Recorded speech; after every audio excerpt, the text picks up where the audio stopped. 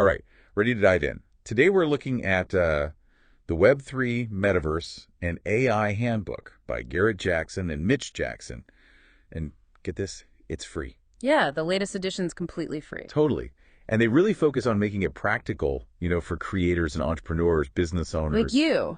Yeah, exactly. People who actually want to use this stuff, not just talk about it. Exactly. And it's written in this really cool choose your own adventure format. Oh, yeah. I like that. So each chapter is self-contained, so you can jump right into whatever topic really grabs your interest. Perfect for anyone who wants to just jump in and figure out what they need, about Web3, the Metaverse, AI, all that, without getting bogged down. Right. And speaking of AI, you want to know the coolest thing? The authors actually used AI to help write the book. No way. Yeah. They even created an AI agent that works alongside the book, so you can actually interact with it and ask questions and really dive deeper into anything you read. Wow. So they're really walking the walk, huh? Totally. It's like having a personal AI guide to the future right there in your hands. That's amazing. But, okay, let's back up for a second. For anyone who's maybe not totally up to speed, let's break down some of these big ideas. Let's start with Web3. What is it? Why should we even care? Well, you can think of Web3 as like a total shift in, who has the power on the internet. Like right now, everything's controlled by these big companies, right? Our data, our online experiences, it's all in their hands. Web3 is all about changing that. Making it more about the users. Exactly. Decentralizing the internet, giving us, the users, way more control and ownership. So instead of relying on like Facebook or Google to hold all our data, we would actually own and manage it ourselves. Exactly. And the way that happens is through, blockchain technology. Okay, yeah. Blockchain. It's a hot topic. It is. Right. But it's also a secure and transparent way to record transactions and data, making it almost impossible to manipulate. That's a big deal. So it's about trust, too. Oh, absolutely. Transparency and trust. It's like baked into the system. I see. Okay. The book has this really cool example, I thought, about an artist selling their work directly as an NFT.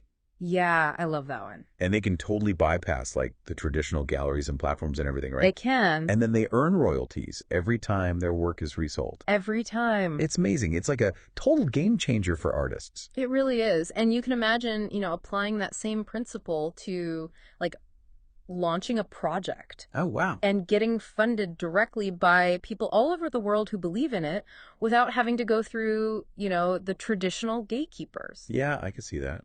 Or what about like supply chains? Oh, yeah. Think about the transparency you could have every step of the way, from where a product comes from to how it gets to you, recorded on a blockchain. Everyone can see it. That's huge. I mean, that's a level of accountability we've never really had before. Right. So it's really Web3. It sounds like it's about way more than just technology, right? Well, yeah. It's like this whole new way of thinking about how we interact and do business online. Exactly. It's a fundamental shift. Yeah. And that kind of leads us into another, buzzword that gets thrown around a lot these days. Oh, yeah, I know where you're going with this. The Metaverse. The Metaverse, yeah. And it's way more than just VR gaming, which is how people usually think about it. Yeah, people get stuck on that. But it's bigger. So much bigger. It's like all these interconnected digital spaces, exactly. Right? For working, for playing, for building communities. It's kind of mind-blowing. Like, the book even talks about owning virtual real estate. Right. You can buy and sell virtual property. And you can build and customize these spaces. Like, you can do whatever you want, basically. You can build anything you can imagine. I know, it's crazy. They even mentioned this example of a Metaverse art gallery inspired by the artist Matt Hendrick. Oh, yeah, that's cool. Where people can experience art in a totally different way. Like, it's not just looking at a painting on a wall anymore. It's totally immersive. It's mind-blowing. But, okay, even if you're not an art lover, you can see how this applies to, like, businesses, right? Oh, absolutely. I mean, imagine hosting a conference in the Metaverse. Wow, yeah. You could have people from all over the world attend. No travel costs, no visa issues. No limits. No limits. Or think about brands creating these immersive experiences for customers, way beyond traditional advertising. Yeah, that makes sense. Like, I've seen some companies are already experimenting with virtual storefronts. Oh, yeah, for sure. Like, you can actually step inside a website and interact with products. It's like the future is already here. I know. It's so cool. So, okay, we talked about Web3. We talked about the Metaverse. Now let's tackle something that, used to be pure science fiction.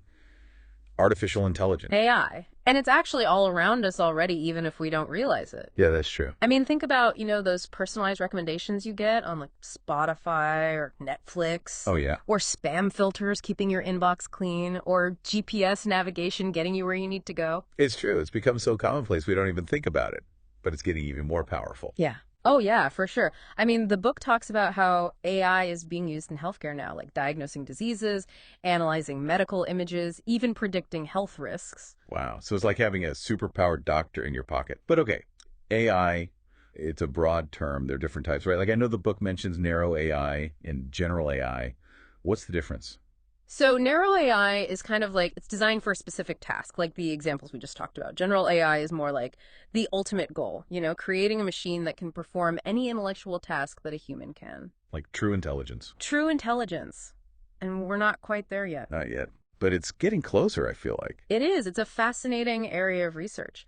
But even with narrow AI, the possibilities for businesses are incredible. Yeah, how so? Well, you can use it to analyze market trends, Yeah. Optimize operations, even generate creative content. Wait, so AI can be creative too? It can. It's still early days, but there are AI platforms that can help you write marketing copy, design presentations, even compose music. Wow, that's wild. Okay, so it's not just about crunching numbers and automating tasks. You can do that too, but it's also about, helping us do things we couldn't do before, or freeing up our time to focus on, the bigger picture. I like that. It's about making us more human in a way. Yeah, I think there's something to that. But it's important to remember, and the book really emphasizes this, the ethical considerations. Oh, yeah, for sure. Like with any powerful tool, you have to be careful how you use it. Exactly. As AI becomes more and more powerful, we need to make sure it's used for good, to benefit society, not harm it. But okay, let's move on to some of the other cool stuff the book digs into. It talks about these things called digital artifacts. Digital artifacts. Okay, what are those? Well, they're kind of like unique digital assets that you can verify on a blockchain. So like cryptocurrency. Cryptocurrency is one example, yeah. That's it. But it's way broader than that. Think about NFTs, which are changing how we think about art and collectibles, but also things like Bitcoin ordinals and inscriptions. Bitcoin ordinals. Yeah. That's new to me. It's pretty new, but it's fascinating. It basically uses the Bitcoin blockchain to create digital assets for all kinds of things, from legal agreements to art, even. Wow, that's interesting. So it's not just about buying and selling things. It's about proving ownership too, right? Oh, absolutely. Authenticity and provenance. And it's shaking things up in all kinds of industries. But then there are DAOs, or decentralized autonomous organizations. Have you heard of those? I've heard the term, but I'm not sure I totally understand it. Well, they're basically communities that make decisions and manage resources collectively, all governed by transparent code on the blockchain. Okay, so it's like a digital democracy almost. Yeah, you could think of it that way. It's about giving power back to the people, enabling communities to come together and achieve shared goals. The book has a great example of Cougar DAO LLC and their innovative approach to real estate. It really shows how DAOs can disrupt traditional industries. Wow, I'll have to check that out. Okay, so you got digital artifacts, you've got DAOs. But to participate in all of this, I'm guessing you need a digital wallet, right? You do. It's your key to the Web3 world. So more than just holding cryptocurrency. Right. It's how you manage all your digital assets, how you interact with DApps, which are decentralized applications, and basically participate in this whole ecosystem. DApps, like apps, but on a blockchain. Exactly. They run on a network, not on a single company's servers. Gotcha. The book talks a lot about the importance of choosing the right digital wallet, like a hot wallet versus a cold wallet. What's all that about? Yeah, so a hot wallet is connected to the internet. It's more convenient for everyday transactions. A cold wallet is offline. It's more secure for storing, large amounts of crypto or valuable NFTs. So it's all about balancing security and convenience, basically. Exactly, because remember, in Web3, you're in control. Yeah, that's a big difference. It is, but it also means you're responsible for your own security. Right. So no more relying on the bank to keep your money safe. Well, speaking of banks, that actually brings us to another interesting topic, DeFi. DeFi, short for? Decentralized finance. Okay. Lay it on me. Basically, it's about rebuilding the entire financial system, but on the blockchain, cutting out the middleman, the banks, and giving people more control over their money. That sounds pretty radical. Yeah. What are some of the potential benefits, but also, like, what are the risks? Well, one of the biggest benefits is accessibility. Like, imagine a world where anyone with an internet connection can access financial services, borrowing, lending, earning interest. Wow. So it's about leveling the playing field in a way. It has that potential, yeah. Yeah. And it's all about transparency. Right, because everything's recorded on the blockchain. Exactly. But of course, there are risks. Security is a big one. Right, because if you're in control of your assets, you also have to be responsible for protecting them. Absolutely. And the regulatory landscape is still evolving. That makes sense. It's such a new space. It's hard for regulations to keep up. It is. So, staying informed and proceeding with caution is always a good idea. But now, let's talk about a concept that kind of ties together a lot of what we've been discussing. Tokenization. Tokenization, what is that? It's the idea of representing any asset, whether it's physical or digital, as a token on a blockchain. So not just cryptocurrency. Right. Think about like tokenized real estate. Tokenized real estate. Okay, I'm intrigued. Yeah, so it could make it easier for people to invest in property. You could buy fractions of a building represented as tokens. Or think about event tickets. Oh, yeah, that's a good one. Tokenized tickets could eliminate scalping and fraud. That's brilliant. It seems like this tokenization thing could really revolutionize a lot of industries. It really could. It's about making ownership more accessible, more transparent, more efficient. And it's just one example of how these technologies are all like converging and creating this whole new digital landscape. It's an exciting time to be alive. But it's also easy to get overwhelmed, right? Like Yeah, with all this talk about Web3 and the metaverse and AI, it can feel like you're drinking from a fire hose. It can, which is why this book is so valuable. Yeah, because it breaks it down and makes it understandable. Yeah. But even beyond the book, what are some of the key takeaways you want listeners to remember? Like, what's the so what here? Why should they care about all this? That's a great question. I think the biggest takeaway is that these technologies aren't just like futuristic gadgets or buzzwords. They're actually changing the world around us. Like right now, They're already having an impact. they are. And it's not about, keeping up with the latest trends. It's about understanding the potential of these tools and how we can use them to solve real world problems and create a better future. That's a good point. It's about being proactive, not reactive. Exactly. It's about empowerment. It's about transparency. It's about building a more equitable and sustainable digital world. And that's what this book is all about. It gives you the knowledge and the tools to be a part of that. And to actually use these technologies, not just be afraid of them. Exactly. And don't forget about that AI agent that comes with it. It's like having a personal tutor to guide you through the book and answer any questions you might have. It's amazing. Okay, listeners, we've covered a lot of ground here, but there's so much more to explore. Get ready to dive even deeper as we unpack the metaverse and AI even further. Yeah, buckle up. There's so much more to come. Remember how we were talking about virtual real estate in the metaverse? It's kind of wild to think about, owning virtual property. Right. Like, it sounds like something straight out of Ready Player One or something. But it's a real thing. What makes it so appealing? Well, think about it like real estate in, a real world. Yeah. Location matters in the metaverse, too. Oh, yeah, that makes sense. Like, if you own a prime piece of digital land on a popular platform, that could be a really good investment. So it's not just about, like, building a virtual home or business. It could actually be a real estate play. It could, yeah. Some platforms even let you build almost anything you can imagine on your land. A virtual concert venue, a store. You could even build a whole theme park if you wanted to. That's crazy.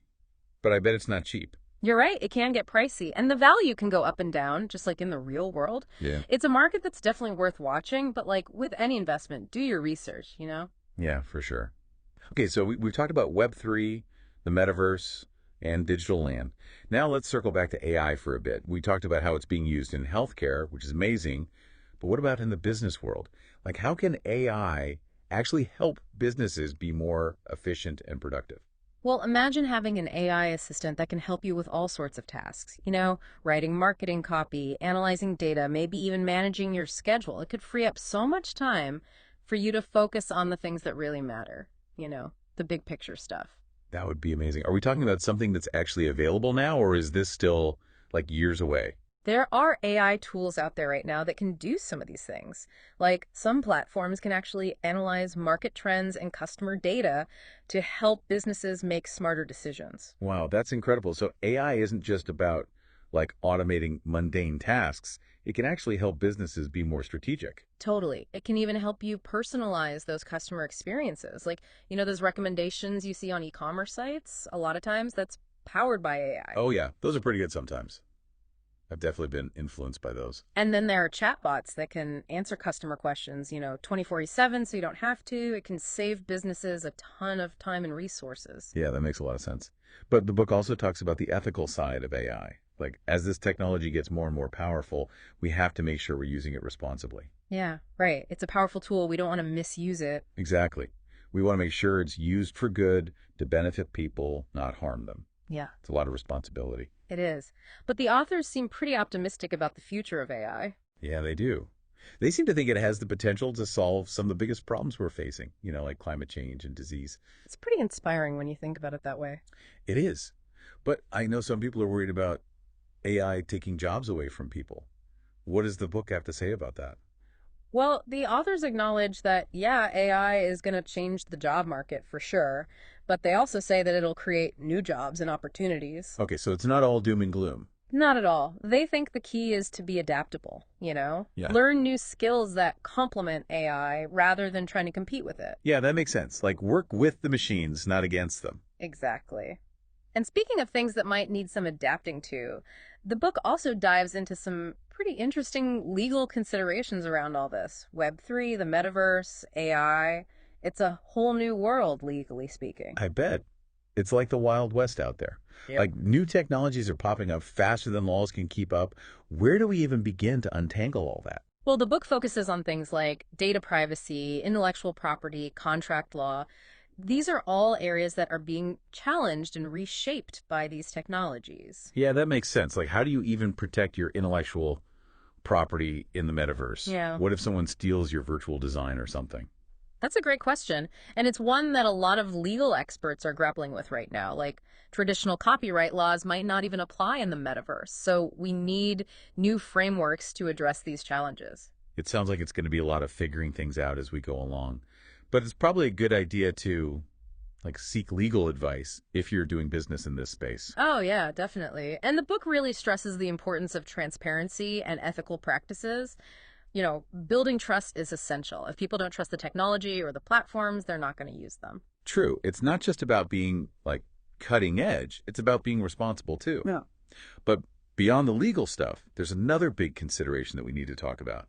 Accessibility. We want to make sure all of this is accessible to everyone, not just a select few. I totally agree. And the book actually highlights how Web3, the metaverse, AI, all of this can actually be used to promote inclusivity. Oh, really? I wouldn't have thought of that. How so? Well, think about decentralized applications, DApps. They can have customizable interfaces that can be adapted for different needs, or virtual environments that are designed to be accessible to people with disabilities. Oh, wow. So we could actually create online spaces that are truly inclusive. Yeah. Where everyone feels welcome and empowered. That's pretty cool. It is, right. And AI can play a big role in this too, It can help develop assistive technologies that make it easier for people with disabilities to navigate the digital world. I like that, like making technology work for everyone, not just a select few. Exactly. The book even mentions how AI could potentially break down language barriers in real time. Wow, so you could talk to anyone in the world, regardless of what language they speak.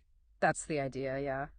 It's pretty mind-blowing when you think about it. It's just one example of how these technologies can be used to create a more inclusive and equitable world. I love that. Yeah. But okay, let's not forget about the environmental impact of all this. Like blockchain and AI, they require a lot of energy, right? We can't just ignore that. Yeah, you're right. The book does address that. It talks about the energy consumption of crypto mining, and the resources it takes to power data centers. It's definitely a concern that needs to be addressed. For sure. But they also talk about some potential solutions, right? Like ways to make it more sustainable. They do. They talk about the move from proof of work to proof of stake in blockchain, which can significantly reduce energy consumption. Okay, good. And I know AI can be used to optimize things like transportation systems, maybe even help monitor deforestation. Yeah, exactly. And manage natural resources more efficiently. So there's definitely potential there to use these technologies for good for the planet. It's all about finding that balance, right? It is. Like, how do we advance technologically without destroying the planet in the process? Right. It's a big question. Okay, We've covered a ton of ground here. Web3, Metaverse, AI, digital land. legal stuff, accessibility, the environment. What are your big takeaways from all of this? Like, what's the one thing you really want listeners to walk away with? I think the most important thing to remember is that all of these technologies are connected. They're not separate things. They're all part of this bigger digital transformation that's happening all around us. It's like a shift in the paradigm almost. It is. And we're still in the early stages. So it's exciting, but it's also kind of daunting. Like, we don't know exactly where it's all going to lead. True. But I think that's what makes it so cool. There's so much potential. Exactly. I think the best thing we can do is approach it all with curiosity, and a willingness to learn and adapt. Things are changing fast. Yeah, that's for sure. And the authors of the Web3, Metaverse, and AI Handbook, they really encourage us to be active participants in all this, not just like passive observers. Right. We all have a role to play in shaping this future. And that's where the AI agent comes in. Oh, yeah. That's a game changer. Like, for anyone who wants to really dive deep into any of this, they've created this custom AI agent. Like, you can actually talk to it and ask it questions about anything in the book. It's like having a personal tutor for all things Web3, Metaverse, and AI. That's so cool. Okay, so we've given our listeners a lot to think about here, but before we wrap up this part of the deep dive, I want to throw out a question to everyone listening. What are you most excited about when it comes to all of this? Or maybe what are you most worried about? We'd love to hear your thoughts. Maybe you're super excited about the potential of Web3 to give you more control over your data. Or maybe you're fascinated by the idea of immersive experiences in the metaverse. Mm-hmm. Or maybe you're wondering how AI is going to impact your job or your life. Whatever it is, share your thoughts. We're all in this together, and it's important to learn from each other. Exactly. So let's keep the conversation going. And as we move into the final part of our deep dive, we're going to shift gears a bit and talk about something that the authors think is really important for creating a positive future in all of this. It's all about fostering a mindset of responsible innovation. Okay, so we've covered the potential, right? Yeah. All this amazing stuff that Web3, the metaverse, and AI can do. But we also have to talk about, the responsibility that comes with that power. Right. It's not enough to just create these amazing technologies. We have to think about how we use them, what kind of impact they're going to have on society. Yeah, that's where the idea of responsible innovation comes in, right? Exactly. It's about considering the bigger picture, making sure we're using these technologies to benefit everyone, not just a few, and definitely not to cause harm. It's like we're not just building gadgets here, we're shaping the future. We are. And the book lays out some really clear principles for how to do that responsibly. One of the big ones is transparency. Transparency. Okay, So being open about how things work, basically. Yeah, like how these technologies work, how they're being used, who's benefiting from them. No more black boxes, Right. It's about building trust. Exactly. And it's also about inclusivity, making sure that everyone has equal access to the opportunities these technologies create. Yeah, we talked about that earlier, how Web3 and the metaverse could potentially create a more inclusive world. Right. But it's not going to happen automatically. We have to be intentional about it. Design things with accessibility in mind from the start. I see. So it's not just about the tech itself. It's about how we design it and who we design it for. Exactly. Right. And then there's accountability. Accountability. Okay. Yeah, like the people creating these technologies, the entrepreneurs, the policymakers, they all have a responsibility to make sure they're being used ethically. So putting safeguards in place, to prevent things like bias in AI or misuse of personal data in the metaverse. Exactly. And also creating ways to address it if things do go wrong. Right. So if someone's data is compromised or if they're harmed in some way, there needs to be a way to hold people accountable. Yeah, that's essential. And then the last principle, and this is a big one, is having a long-term perspective. We can't just be focused on the immediate benefits, We have to think about the long-term consequences. Right. Like, how is AI going to impact jobs in the long run? What about the environmental impact of blockchain? Could the metaverse actually widen the gap between the haves and the have-nots? These are all questions we need to be asking. Yeah, it's about looking beyond the hype and really thinking critically about what kind of future we're building. Exactly. It's not about stopping progress. It's about making sure that progress is sustainable and beneficial for everyone. And I think the book does a great job of laying out that roadmap. It's a call to action, almost. It is a call to be thoughtful, to be responsible, to be engaged. I like that. Okay, wow, we've covered a lot in this deep dive, from the decentralized web to virtual worlds to intelligent machines. It's mind-blowing stuff. It really is. And we're just at the beginning. Who knows what the future holds? That's what's so exciting, right? Yeah. The possibilities are endless. but it can also feel overwhelming. Like, where do you even start? Well, that's why we're so glad we had this conversation. And of course, the Web3, Metaverse, and AI Handbook is a fantastic resource. Yeah, it's a great starting point for anyone who wants to learn more and get involved. And don't forget about that AI agent. That's like having a personal guide to help you navigate this whole new world. Exactly. It's an incredible tool. Okay, well, this has been an amazing conversation. I've learned so much. Me too. And to our listeners, thanks for joining us on this deep dive into the world of Web3, the Metaverse, and AI. We hope you found it insightful and maybe even a little bit inspiring. We hope it sparked your curiosity. Definitely. And we encourage you to continue exploring. The future is waiting to be shaped, and we can all be a part of that. Until next time, keep learning, keep innovating, and keep asking those big questions.